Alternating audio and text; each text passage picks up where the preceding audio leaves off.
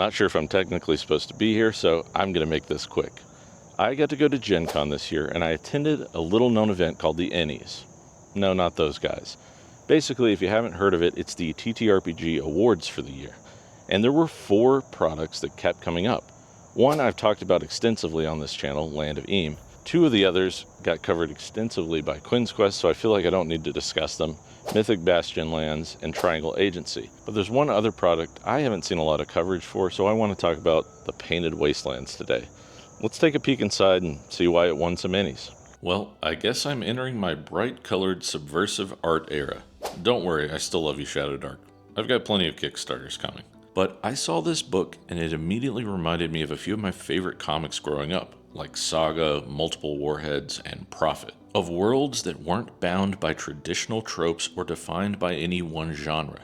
So today, I want to look at this book that I think just might be the perfect psychedelic setting to jam into your vanilla old school world. So, your players are getting bored of ancient forest, ruin-strewn highlands, and icy mountain-top dragon roosts. It's time to rip that peace pipe of ectoplasmic shroom flesh and take a trip to the prismatic dreamscape of the Painted Wastelands. The Painted Wastelands is a world adrift in the kaleidoscopic haze of rainbow-colored sand. A place that rests on the border of reality, somewhere between dreams and death. The tome of this book summons up some of my childhood memories of things like Link's Awakening, trying to escape a dream world created by a magic sleeping fish, or that edge of infinite worlds in Thor Ragnarok. And one of the great things about the Painted Wastelands as a setting is that you could totally plop this bad boy into any campaign after a random TPK, or when the party experiments with an ancient lich artifact. Or, even after smoking some bad shroom flesh.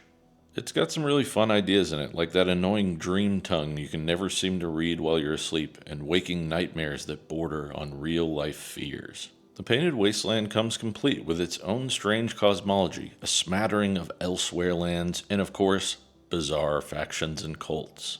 The world's currency isn't in worthless stacks of flattened metals, but of course bills made of solid ectoplasm that gutter wizards will pine over for a chance to burn and toke. Each area of this hex crawl is teeming with bizarre encounters, trippy dungeons, and absolutely bonkers ectoplasm-fueled contraptions.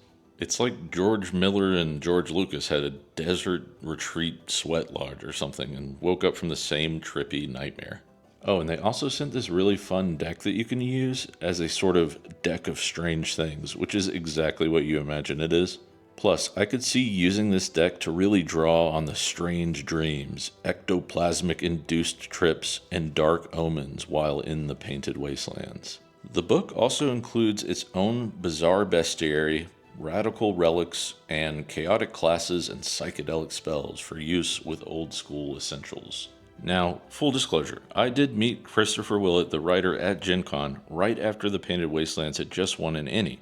And he was kind enough to send me this amazing book, along with some other sweet swag like these cards.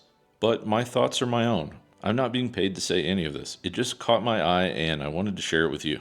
Now, I don't say this kind of thing very often, but this is a book I'd be happy to own just for the pure art inspiration alone. Not to mention a wealth of useful and bizarre tables. It is an ectoplasmic acid trip of a dream world, and the art really drives the vibes home throughout its pages. Okay, so who is this book for? I would say this is for a table of hexcrawler enthusiasts who want to spice up their world or take things in a strange new direction. That, and I suppose you'll want to have a brief discussion on drug use. But looking through its pages, I can see why this book won an Ennie, and my OSE books have been crying out for me to run something, and now I know what I want to run. Okay, and really quick, just because they sent me a bunch of other cool swag to go along with it, I wanted to show off this Strange Tales of the Painted Wastelands. This book goes along with the Painted Wastelands and adds even more bizarre encounters, strange creatures, and of course, magic items. To be honest, I haven't had much time to look over the zine, but if I'm reading right, I think this adds a whole extra hex, Zurus Point. A brand new hex with plenty of things to interact with in 4 areas, and of course a few clearance magical items. Oh yeah, and this zine makes sense of the second deck of cards they sent me, so you have even more strange things to add to your deck.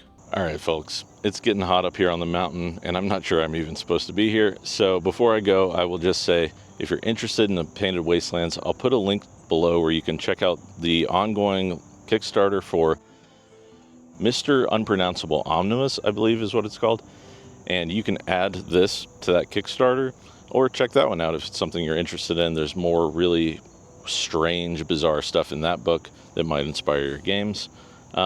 Thanks for watching. If you want to see more of me in your feed, watch one of my other videos right after this, and YouTube will put me there more often.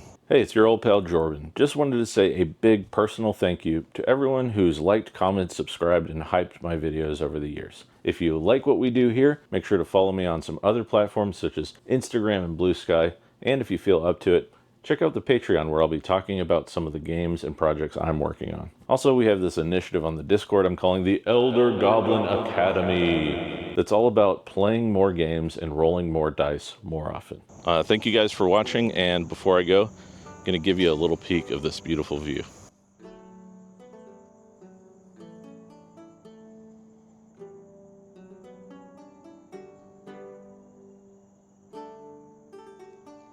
Peace.